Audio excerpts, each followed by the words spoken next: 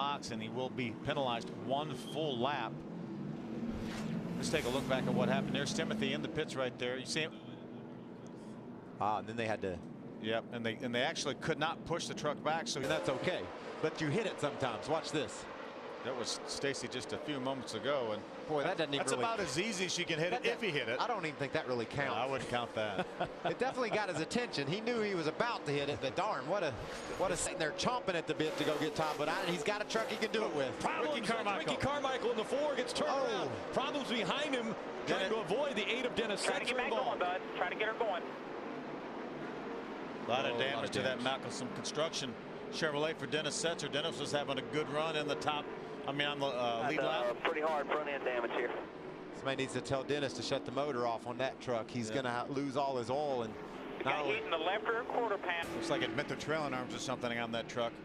There's a 6 of Colin Brown. He gets in the back of Ricky going in the corner, turns Ricky around. Ricky's trying to keep that truck off the racetrack, trying to bring it back down to the apron. Chad McCumbee does a great job getting by. Look at Rick Crawford. Look at the job he does avoiding them. But unfortunately, Dennis Setzer had absolutely nowhere to go. Setzer couldn't see through Crawford's truck. Setzer had no idea that Ricky was sitting there. You can see, watch Rick. He just gets on the brakes and was able to avoid the 4, but then right into the back of Crawford came Setzer. Take a look at this. The Ford onboard of Colin Brown. You see the contact there. Stay with it here. Still offside. Yeah, gas, my truck's light, and I'm going to go to town. 12 laps of racing to go. Kyle Busch takes the green flag. Kevin Harvick jumped to the outside of his teammate Ron Hornaday and made that pass. And look at Terry Cook going around the outside of Kyle Busch. Did that thing sputter on the get-go, Phil? It looked like it sputtered. It looks like it's not up to speed. Now it's getting up to speed. Here comes Colin Brown on the outside, trying to take over second from Kyle Busch. Oh! Kyle Busch in front of it, but it's the 6 of Colin Brown that got turned around and hard into the inside wall. Boy, straight into that inside wall. Wow, just in front of this truck was the 51 of Kyle Busch. He had to have had some help getting around coming out of Yeah, they got all bottled up. When Terry Cook got on the outside of Kyle Busch, he didn't get a good run off. On the inside. You can see how slow Cook is off the turn. Colin gets right up on the back of Terry Cook, hits him, and then bam, Brian Scott hits Brown in the back and sends him to the inside wall. Just straight. Look at that safer barrier. Thank goodness for that safer barrier on the inside wall on the back stretch. Even with the bad start, a huge break for Kyle Busch. You saw what happened, Rick. Look at that truck fly up in the air. You saw the 25 truck not get a good run off too. Yep. The 6 of Brown ran up on the back of Terry Cook, and then the 16 of Brian Scott didn't really know what was going on. He just had it hammered down. You see Terry wiggling there. It looks like he got a little bit loose and then seized up just a little bit. Brian Scott, really, you can't not fault him. He just touched the back of the 6 of Colin Brown, turned him around. Hard contact in the inside wall.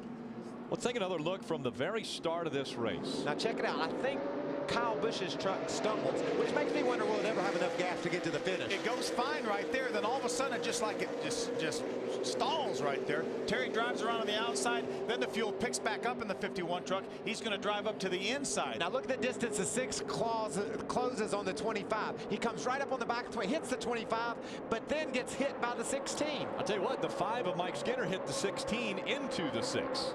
It's almost like maybe Terry Cook's truck may have stalled for just a second up off that corner.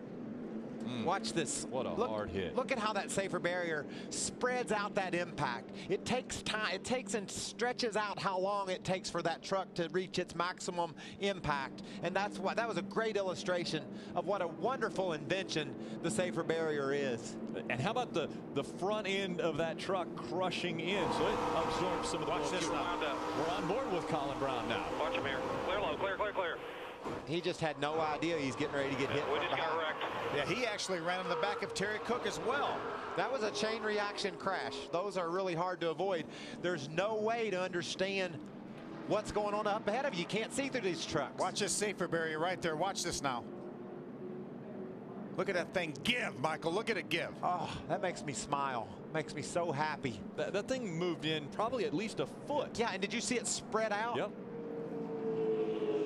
Ray Dunlap. And guys, it was not a fuel issue for Kyle Busch. Sideways. Kyle Busch Easy, wobbles come on. coming out of 4, and thing that down here. closes the gap Wait. now. 1 to By go. one. Kyle Busch in Get your front of bumps in. Kevin Harvick.